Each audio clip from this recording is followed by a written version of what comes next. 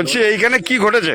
ওই লরি আসছিল কুসুমগ্রাম থেকে কাইগ্রাম মেমারি, গাড়ি যাচ্ছিল ওই মেমারি, ওই গাড়িতে ধাক্কা মেরে গাড়িটাকে ঘুরিয়ে দিয়ে আমার বাড়ির ভেতরে ঢুকলো। কটার সময় ঘটেছে বলতে পারবেন? 5টার সময়। আচ্ছা, এই যে এই ঘটনা ঘটেছে ততগুলো কতগুলো আহত হয়েছে বাসের লোক? আর জোড়া 5-6 আহত হয়ে গেছে। 5-6 জন আহত হয়েছে। আর গাড়িটা মানে লরিটা কোন দিক থেকে আসছিল? আর লরিটা কুসুমগ্রাম থেকে যাচ্ছিল পুরসুরির দিকে। হ্যাঁ, আর বাসটা? বাসটা কাইগ্রাম থেকে আসছিল কুসুমগ্রাম যাচ্ছিল। এই যে বাস নিয়ন্ত্রণ হারিয়ে আপনার বাড়ির মধ্যে ঢুকে গেছে, কি ক্ষতি হয়েছে কিছু?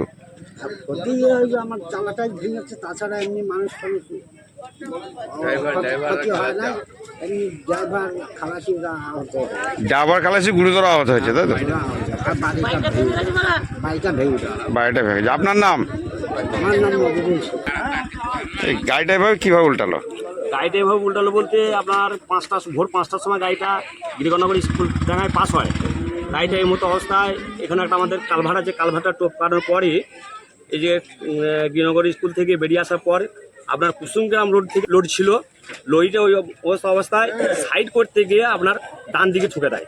সেই অবস্থায় ড্রাইভার গাড়িটা না সামলাইতে পেরে গাড়িটা এই মতো অবস্থায় একটা বাড়ির ভেতরে গাড়িটা ঢুকে যায়। এই যে বাড়ির ভিতরে ঢুকে গেছে, বাড়ির মালিকের কিছু ক্ষতি হয়েছে? হ্যাঁ, গাড়ির বাড়িতে ক্ষতি হয়েছে। ওরা একটা ঘর ছিল, খুবই অসহায় ছেলেটা, বাইরে কেরালায় কাজ করে।